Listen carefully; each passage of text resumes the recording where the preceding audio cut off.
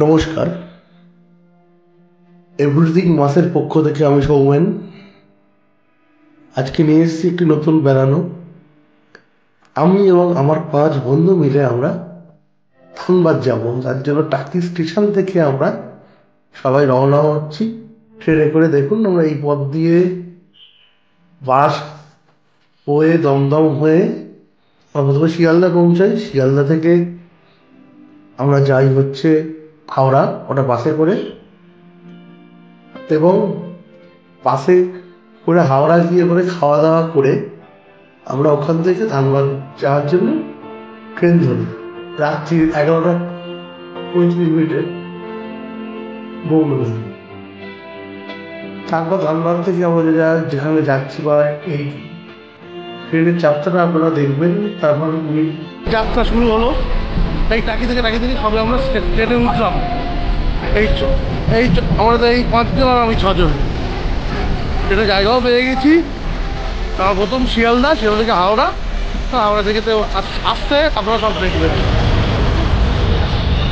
আমরা ঠিক আছে, হাওড়া স্টেশন থেকে এসছি। হাওড়া স্টেশনে যাবো, এখান থেকে বন্ধুদের ধরবো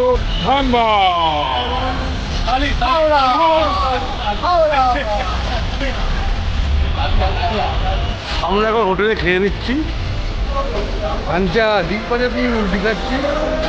আর আমরা মাছ ভাত কেউ ডিম ভাত কেউ মাংস ভাত খেলেও এরকম খেলাম। এই সুন্দর জায়গা দেখো, এটা হুগলি মানে কম গোপাল কলকাতা হাওড়া রান্না হচ্ছে। আমরা তো এখন বেরোচ্ছি, ট্রেন ঢুকছে, ডুবুডুবু করছে।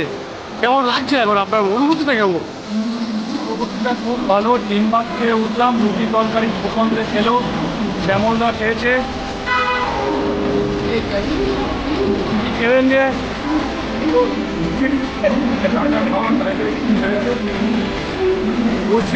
আমরা এখন হাওড়া স্টেশনে।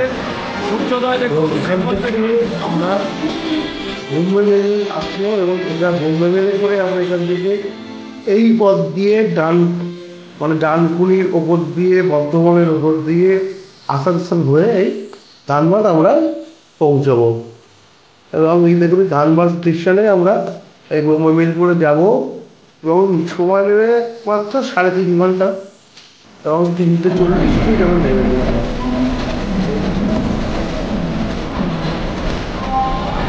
ট্রেনটা আসলো দেখুন, ট্রেনটা আসলে ট্রেনে আমরা উঠবো এবং এই ট্রেনে করেই আমরা সবাই যাবো।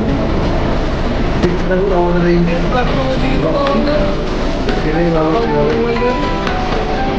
কাটাচ্ছি বন্ধুরা। সেগুলো দেখুন।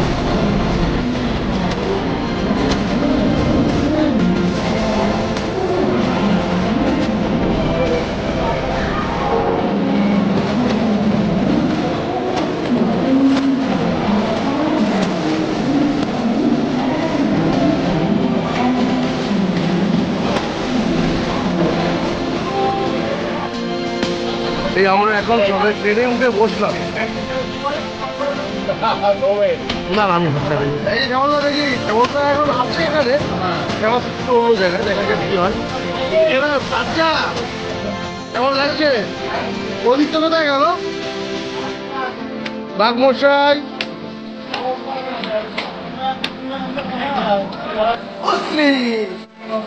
এই আমরা এখন চা খেতে রয়েছি ধানবাদ স্টেশনে ভোরবেলা 4টে। মালাই চা খাচ্ছি আমরা এখন।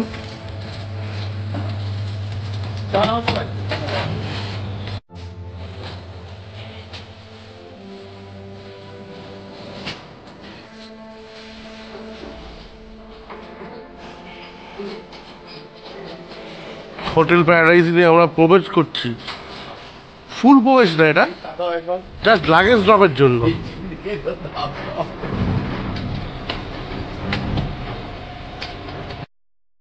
আমরা এই বেরোবো এখন এক্ষুনি। এবার আমাদের উৎসিত হাউস যাত্রা। সবাই আমাদের ইউনিফর্ম পরে নেওয়া হয়েছে, সবাই নিয়েছি। আচ্ছা সঞ্জীবন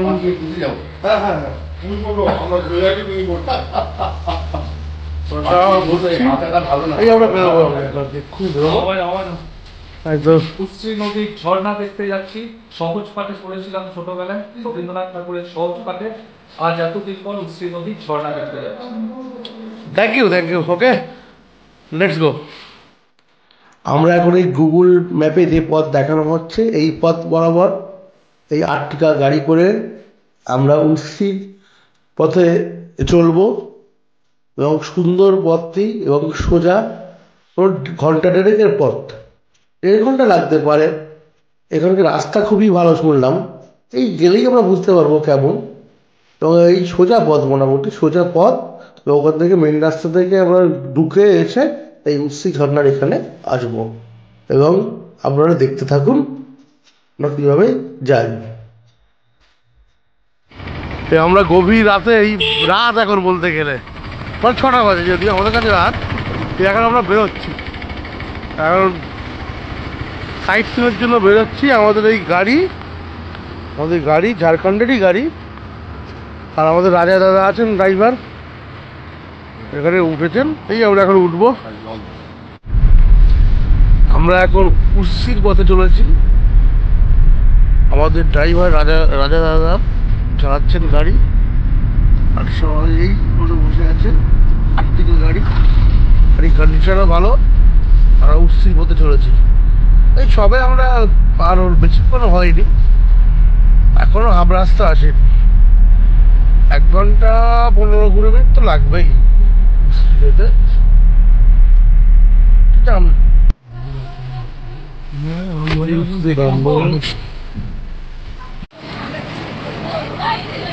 আমরা উচ্ছ্রী পথে চলে আসলাম।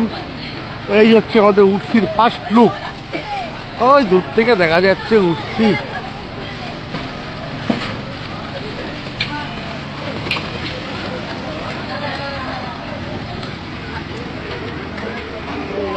দোকান বসেছে অনেক, পার্ক মতন, বাস এসে চাই চা খেয়ে নিলাম। এই সেই রবীন্দ্রনাথের সহজ পাঠে বর্ণিত উচ্ছ্রী ঝর্ণা দেখছেন, উচ্ছ্রী ঝর্ণা। এটি আসলে উচ্ছ্রী নদী থেকে সৃষ্টি হয়েছে এবং এই উচ্ছ্রী নদী হচ্ছে বরাকারের একটি উপনদী। এই উচ্ছ্রী নদীর চলার পথে যে এই ঝর্ণাটাকে সৃষ্টি করেছে এবং দুটি ধারায় নেমে এসছে। দেখুন খুবই সুন্দর ঝর্ণা। এই এটা হচ্ছে জানুয়ারি মাস, তাও কত জল, বুঝতেই পারছেন বর্ষার কারণে কেমন জল হবে এটা। এবং মনে হচ্ছে যেন ওইখানে জলে নামি, কিন্তু এত ঠান্ডা, আমরা তো দূরেরই কথা, জলে হাত দিতে পারছি না, এত ঠান্ডা। সুন্দর জল পড়ছে, সুন্দর জল আসে এবং দেখে সবাই আমাদের খুব ভালো লাগছে। এই ঝর্ণা দেখুন কি সুন্দর ঝর্ণাটা পড়ছে। এবং সামনে এখানে আগে অ্যাক্সিডেন্ট হয়েছে বলে এখানে ভিতরে নামাও হচ্ছে বা উপরে ওঠা বাড়াও হচ্ছে। এবার ওখানে দেখুন দড়ি দিয়ে করা হচ্ছে, বাড়িতে দেওয়া আছে, যদি কেউ সেইভাবে ওখানে না যেতে পারে। এবং আমরা অনেকক্ষণই এখানে সময় কাটালাম, 1-1.5 ঘন্টার ওপর আমরা এই ঝর্ণা দেখেছি। এবং আমাদের ছয় বন্ধু আমাদের চাকরি সাংস্কৃতিক মঞ্চের পক্ষ থেকে সেখানে আমরা এসেছি, সাংস্কৃতিক মঞ্চের আড্ডা আমাদের তো এসে আমরা একই ড্রেসে এবার এসেছি। এই দেখুন সুপন জল ছেটাচ্ছে ওর ছবিটা তোলা হচ্ছে, আর এই জল এদিকে পড়ছিল, বলাসি পড়ছে আর উনি জল ছেটাচ্ছে, এই জলে হাত দিয়ে ছেটাচ্ছে। এবং এছাড়া আমাদের সবাই দেখবে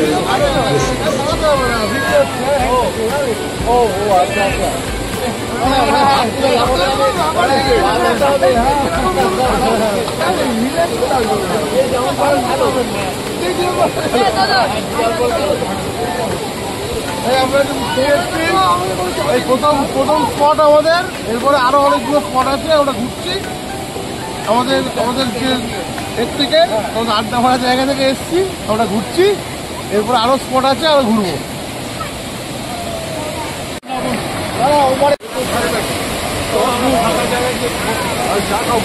এই 3D ভিউ দেখুন।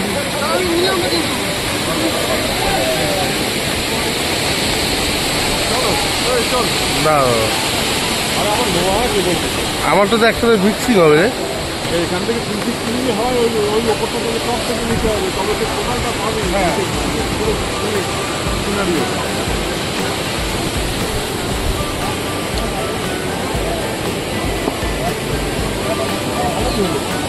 এবার এই উচ্ছিরোধী ঝর্ণা সকালের শুরুটা ভালোই দেখে আমাদের চলে যেতে হবে অন্য জায়গায়, কারণ অনেক যে একদিনে তো সব কিছু দেখতে হবে। কারণ আমাদের এর পরের গন্তব্য হচ্ছে মধুবন। মানে আমরা এই উচ্ছিরোধী ঝর্ণা দেখছি গুগল ম্যাপে, এইখান থেকে এইভাবে বেঁকে ঠিক গিরিডির ওপর দিয়ে, প্রপার গিরিডি আর গিরিডির থেকে একটু বাইপাস দিয়ে আমরা সোজা রাস্তা দিয়ে চলে যাব। সোজা গিয়ে ফরেস্টার যে পাহাড় আছে, সেই পাহাড়ের পাদদেশটাকেই বলা হয় মধুবন। এই দেখুন সবুজ অংশটা হচ্ছে ফরেস্টার পাহাড়, তার এই যে পাদদেশ, এখান থেকেই ফরেস্টার ট্রেকিংটা আরম্ভ হয়। এই ফরেস্টার পাহাড় মানে এটা 4600 ফুট উঁচু, কালিম্পংয়ের থেকেও ওটা উঁচু। তাহলে বুঝতেই পারছেন কত উঁচু ফরেস্টারদের যে টপ পয়েন্ট আছে। আর এই পথ দিয়ে আমরা ফিরছি চলেছি। এই যে পথটা খুব সুন্দর পথ, ফাঁকা সুন্দর রাস্তা, দুদিকে জঙ্গল, 7টা বাজে, ফাঁকা পথ এবং গাড়ির ড্রাইভার বয়স্ক তো বয়স হয়ে গেছে, তাই উনি 60-এর উপর আর চালাবেন। সুন্দর দেখুন 50 নিচু উঁচু দেখুন কেমন নিচু হচ্ছে। এইখানে আমাদের একটু টাইম লেগে গেছে, বয়স হয়েছে কিছু বলার ঠিক বোঝা যায় না, সুন্দর রাস্তা, বোঝা যাচ্ছে গাড়ি ছুটে চলেছে সুন্দরভাবে। এবং এই যেতে যেতে এরপরে দেখুন এই রাস্তাটা আবার এই জঙ্গলে কি বাঘ আছে না, মানে ওর পাশ দিয়ে হাতি আছে, বাঘ নেই কিন্তু হাতি আছে এটা বলতে গেলে। তারপর থেকে গিরিডি যাওয়ার যে রাস্তা, আর এই সামনে সেই রাস্তায় পেয়ে যাবো আমরা, সামনে এই সোজা গেলেই আমরা নদীটা পাবো, আবার শহরটা পাই। কিন্তু গিরিডির দিকে আমরা যাবো না, তার আগে থেকে একটু বাইপাস নেবো। এরপরে দেখুন আমরা বেঁকে চলে আসবো, বেঁকে পাদিকে বেঁকে গিয়ে ঘুরে ঘুরে আমরা ফরেস্টার পাহাড়ের দিকে উঠবো। আমরা এই রাস্তা এখন মোটামুটি উঠছির পরে আমরা এখন এনজয় গিরিডি শহরের মধ্যে যাবো। গিরিডি কেন বিখ্যাত? সুন্দর পথ দেখুন, এখানকার আবহাওয়া খুব মনোরম। এছাড়া যদি দেখেন যে বাংলা সাহিত্যে কার বাড়ি প্রফেসর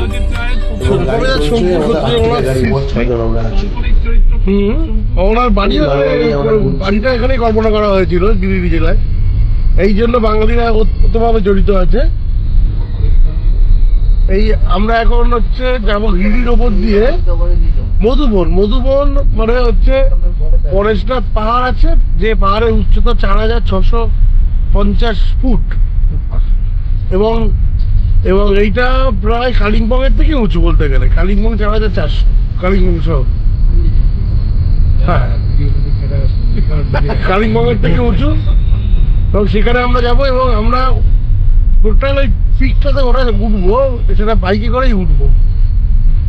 তাই আমরা আবার এই স্টেট হাইওয়েতে চলে আসলাম, মানে গিরিডি রাস্তাটায়, যেটা ধানবাদ গিরিডি রোড কুস্তি থেকে। আমরা এই বাদিকে চলে ঢুকবো, ঠিক আছে? থাকুন সঙ্গে। আমরা এখন টিফিন করার জন্য এই জায়গায় দাঁড়ালাম, কিন্তু এখানে এসে খুব মিষ্টিগুলো খুব দেখে ভালো লাগলো। আমরা খাবো যদিও সব। এটা হচ্ছে রসগোল্লাটা, রসগোল্লা, এটা নরেনপুরের অরিজিনাল রসগোল্লা, আর এটা পিওর ছানা। দেখছেন রসগোল্লাটা খুব সুন্দর খেতে, টেস্ট এখনো করিনি কিন্তু করবো। আর ওদিকে এ আছে এই যে জলেবি, পিসে বিক্রি হয়, এক এক পিস 5 টাকা। এই ভাইরা সব বানায়, এই যে কারিগর সব দাঁড়িয়ে আছে, মালিক এই কাকু। আর এই যে ভ্যারাইটি মিষ্টি এখানে পেয়ারা আছে, কিন্তু মিষ্টির দামটা একটু বেশি আছে, তবু মিষ্টির কোয়ালিটিটা মনে হয় খুব সুন্দর হবে। দেখতে থাকুন, সাথে থাকুন, খেলতে থাকুন।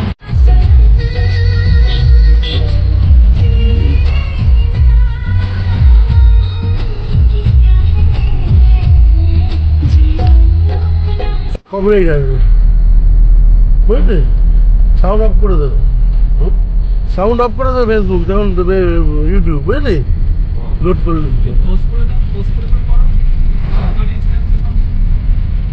দেখতে দেখতে আমরা মধুপুর পৌঁছে গেলাম। ওই পার্কিং স্পট কত গাড়ি, মানে জৈন ধর্মের সব থেকে বড় বড় তীর্থস্থান এটা জৈন ধর্মের। দেখুন কত গাড়ি, আমরা জানতাম না এত গাড়ি এখানে আসে। গাড়ির সারি, গাড়ির দেখুন মানে শেষ নেই গাড়ি, এত লোকজন। এখান থেকে আমাদের কিছুটা পদ আবার হবে, এখান থেকে আমাদের মধুপুরে আবার অটো যেতে হচ্ছে পার্কিংয়ে রেখে দিয়ে। সেটা কিছুই না, এরা অটোওয়ালাদের হচ্ছে একটা ইনকামের জন্য সিস্টেম করে রেখেছে, যাতে লোকাল সবাই পয়সা পায়।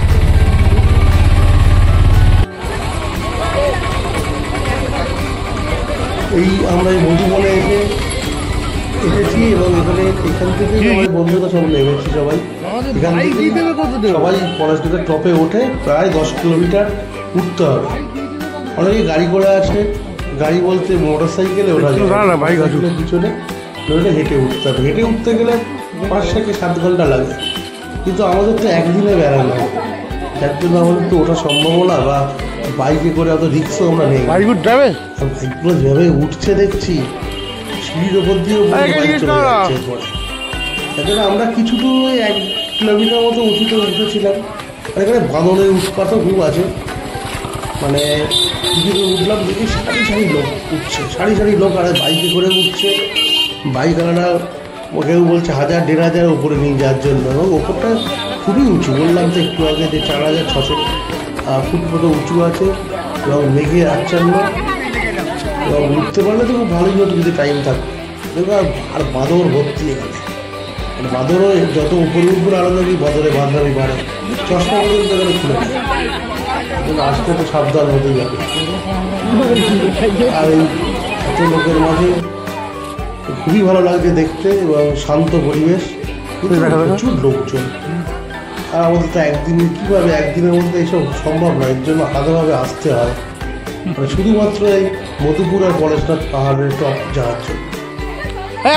আমরা পারবো না, তাই আমরা ফিরেও যাচ্ছি। কিছুক্ষণ থেকে আবার ওই এখানকার লোকাল কিছু মন্দির দেখবো, ছোটো ছোটো মন্দির আছে, বড় মন্দির আছে কিছু, তো দামি বড় বড় মন্দির। আর এই যে দেখছি উঠতে গেলে না মাঝে মধ্যে এরকম সেট করা আছে যদি বৃষ্টি হয় দাঁড়ানোর জন্য। তারপরে মাঝে মধ্যে দোকান আছে, তারপরে বিশ্রামের ব্যবস্থা আছে। এবার ওখান থেকে আমরা আস্তে আস্তে নেমে এসে আমরা আবার এই হাঁটতে আরম্ভ করেছি। এই আশেপাশে যেগুলো এখানে যে লেখা আছে ওদের আর এই দেখুন এই কিছু মন্দির আমরা দেখছি এখানে। দেখুন একটা মন্দির, জৈন মন্দির, খুবই উঁচু। এখানে সব দিগম্বর, মানে এখানকার যে গুরুরা আছে কেউ পোশাক পরেন না, এবং এই জৈনদের এটা একটা দিগম্বর শ্রেণী। আর এই যে মন্দিরগুলো খুবই সুন্দর মন্দির। পরে আরেকটা মন্দিরে গিয়েছি আরও ভালো, সেখানে তো শুধু সেখানে মানে সবাই যায়নি, আমি আর শ্যামলদা গিয়েছিলাম।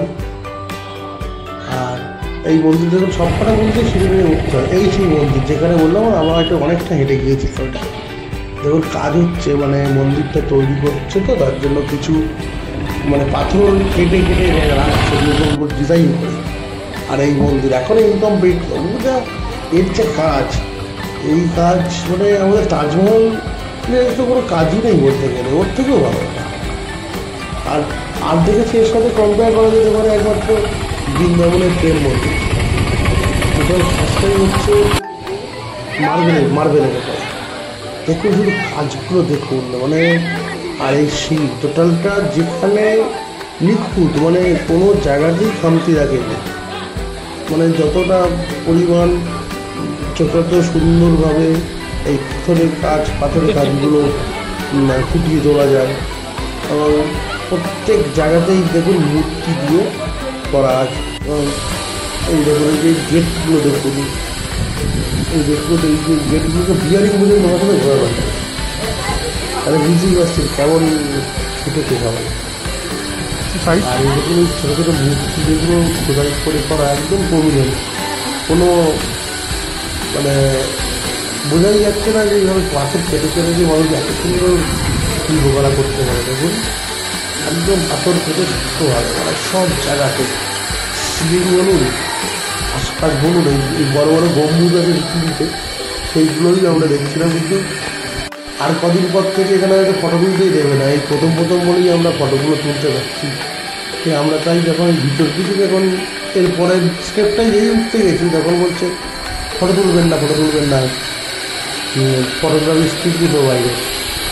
আর তারপরে আমরা বন্ধ করে দিলাম। আবার বন্ধ করলে কার কি কথা শোনে, আমরা বাবা ঠিক তুলে দিচ্ছি, ঠিক তুলে আপনাদের জন্য তুলে এনেছি। সবাই দেখুন এই বড় মন্দিরটা, ফুল শ্বেত পাথরের মন্দির যেগুলো বসে আছে। আর আমাদের বারণ করতে শিখেছিল এখান থেকে।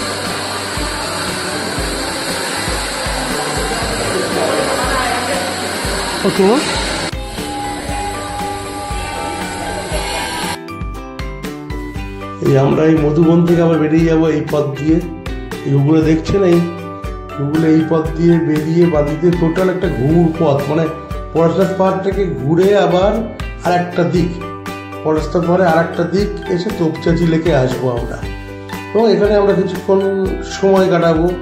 এই তোপচাঁচি লেকটা দেখুন, এই লেক থেকেও আবার পলাশদাস পাহাড়টাকে দেখতে পাওয়া যায়। ঠিক পলাশদাস পাহাড়ের এখানে দেখি যে তোপচাঁচি লেকের দিকে আমরা চলেছি, এই রাস্তা দিয়ে চলছি। এবং এই পথ দিয়ে সরু পথ, এটা মানে মেন রোড থেকে এটা একটু জঙ্গলের রোড, এটা একটা ছোটোখাটো জঙ্গল মতন আছে। তার মধ্যে দিয়ে গিয়ে এবার তোপচাঁচি এন্ট্রি করতে হয়। সেই এন্ট্রিটা করেছি 100 টাকা দিয়ে এন্ট্রি করে আমাদের গাড়ি চাই ওই এন্ট্রি পয়েন্ট দিয়ে ঢুকে সামনে আমাদের তোপচাঁচি পড়বে। এবং তোপচাঁচি এটা একটা হচ্ছে মানুষের সৃষ্টি করাই একটা ড্যাম, জল ধরে রাখার জন্য, চাষবাসের জন্য। এবং এই পলাশদাস পাহাড়ের ঠিক সামনে, মানে সামনে পলাশদাস পাহাড়, তোপচাঁচি ঠিক সামনে পলাশদাস পাহাড়। এবং পরিবেশটাও খুব বেশি সুন্দর, এই গেলেই বুঝতে পারবো। এগুলো তোপচাঁচি পার্কিংয়ে আমরা চলে এসেছি। আর এই সবাই আমরা আস্তে আস্তে এক এক করে আসছি। এই সুফল শ্যামলদা সব আসছে।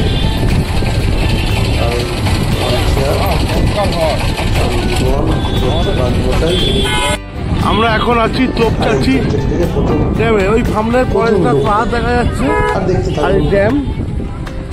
আর এখানে সন্দীপন, কেমন লাগছে তোপচাঁচিটা এখন?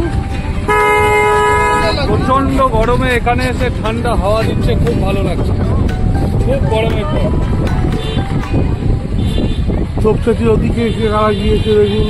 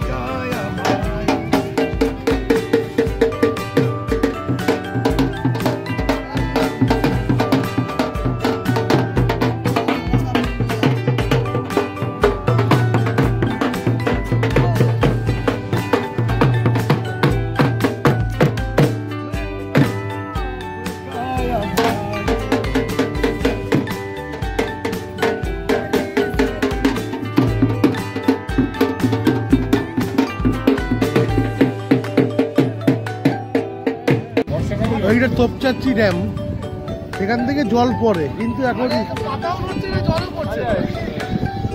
কিন্তু জলটা এখন আর পড়ছে না।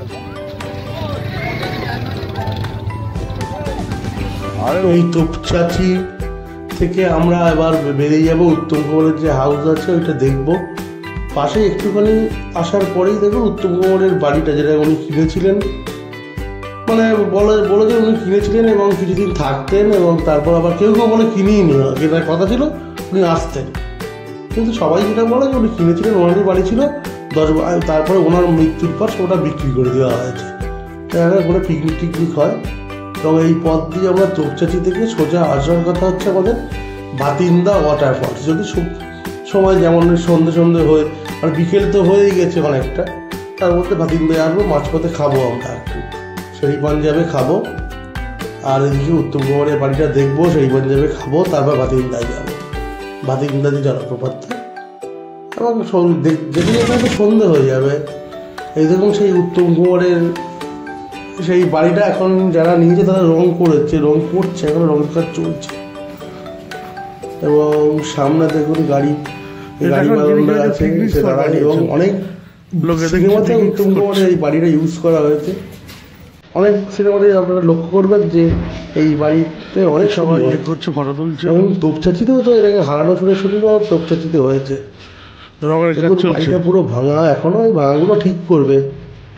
এইটা দেখছেন বাইরে দেখুন এখন কাজ চলছে, রিমডেলিং হচ্ছে, আমার বিক্রি ভালোভাবে ঠিক করছে। তার যারা নিয়েছেন তারা এই পিকনিকের জন্য নাকি ভাড়া দেবে এটা, আর এবং বিষয়টাও মতন একটা হতে পারে নাকি ভিতরে খাওয়ার ব্যবস্থা হবে। অন্য মালিকানা এখন আমরা তারা নিয়েছে, মানে অনেক কষ্টে ঢুকেছিলাম, একটু ভিতরেও ঢোকার সৌভাগ্য হয়েছিল। মানে বাংলার মহারাজ আরাম করছিল, তারপর আমরা ঢুকে গেছিলাম ওই যেখানে সবাইকে দেখানোর জন্য দিয়ে ঢুকে গিয়েছি, গিয়ে দেখছি সব কাজ চলছে। এই সব এই উত্তম কুমারের ফার্নিচার ভূমিকা ব্যবহার করতে ভিতর দিকে আছে, সব কাজ ভাঙা। এই বড় যে ঘরটা আছে এখানে দেখুন সব ওই কাজগুলোকে ভেঙেছে সবাই, লোকজন, কেউ তো সবাই তো ভালো নয়, সব কাজ ভেঙেছে, ঢিল মেরেছে কেউ হয়তো। এবারে আমরা দেখুন এই জায়গাটা ঘুরছি, এখন এই রঙের কাজ চলছে টোটাল। এবং দেখুন লাল হলুদ রং করছে, আর এই লাল হলুদ রং করে সুপর্ণ ঢুকেছে, আমিও ঢুকেছি, ভিতরে দেখছি সব উলট পালট, সব উলট পালট। যে নিয়েছে লোকাল সব কিছু দেখা যাচ্ছে, আসপত্র সব তা ভালো। এগুলো দেখুন, দেখতে থাকুন, সব উল্টো পাল্টে রেখেছে। আমরা সেই পর্যন্ত আমরা এখন খেতে বসেছি, সব বসেছি। এবার কি খাবে তাই হচ্ছে, কি খাওয়া হবে। তারপরে এখান থেকে খেয়ে আমরা আবার রওনা দেবো। খুব সুন্দর শ্রীগঞ্জের জায়গাটাও, মানে প্রচুর লোক একসাথে খেতে পারে। শ্রীগঞ্জের খাবারটাও ভালো ছিল, একটু সময় নিয়েছে। এরপরে আমরা আবার পথ দিয়ে চলেছি, এবং আমরা ভাতিন্দাটা ঠিক যেতে পারিনি বলতে গেলে। তার জন্য আমরা একটা অন্য ডিটেলস আপনাদের দেখিয়েছি যে এরপরে যেভাবে ভাতিন্দা যাবো। আর এই আমরা এই পথ দিয়ে চলেছি, এখন ভাতিন্দার দিকে গেলে তাড়াতাড়ি ভাতিন্দা পৌঁছতে হবে। দেখুন বিক্রি হয়ে গেছে, এরপরে যেতে না সন্দেহ হয়ে গেল, এবং ভাতিন্দার আমরা যখন রেখেছি তখন থেকে বন্ধ করে দিতে পারি, ভাতিন্দা ফলসে ঢুকতে পারবো না। এবং এই যে ভাতিন্দা ফলসের দেখুন, আমি ছবিটা যার জন্য আপনাদের কাছে একটু দেখাচ্ছি। অন্য ক্লিপিংস থেকে আমরা নিয়ে ভাতিন্দা ফলসের ছবিটা আপনাদের দেখাচ্ছি, কিন্তু আমরা যেতে পারিনি, এটাই একটা দুঃখের কারণ। সন্ধ্যা হয়ে গেছে, আমাদের গাড়ি যেভাবে চলেছে না সেভাবে, মানে সেভাবে কেউ এরকম ড্রাইভারে যাওয়া উচিত না, এত আসতে পারে। তারপরে এই ভাতিন্দা গিয়ে ওখান থেকে আমরা এই পথ ধরে আবার সোজা এতে চলে আসি ধানবাদে। আমাদের যে হোটেল ছিল, হোটেলে রাত সন্ধ্যে 7টার সময় আমরা সবাই ব্যাক করি। এই হোটেল আমাদের হচ্ছে এখানে আমরা যে হোটেলে ছিলাম সেই হোটেলে ব্যাক করি, এবং এখানেই আমাদের শেষ হয়ে যায় প্রথম দিনের ট্যুর।